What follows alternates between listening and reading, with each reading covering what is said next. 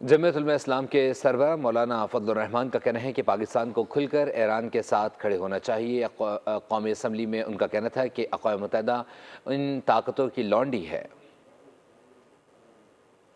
हम ईरान के साथ खड़े हैं और पाकिस्तान को खुलकर खड़ा हो जाना चाहिए। हमें खुलकर अहले गज़ा के साथ, फ़लस्तीनियों के साथ खड़े हो जाना चाहिए।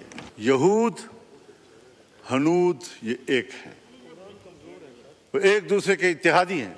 लबनान पर वो हमला कर चुका है, अगर वो शाम पर हमले कर चुका है, हमें खित्ते की सियासत में उसके अच्छे नतायज हासिल करने की स्ट्रेटजी बनानी होगी, सोच समझ कर बनानी होगी। हमें खित्ते में ईरान को एतमाद में लेना होगा।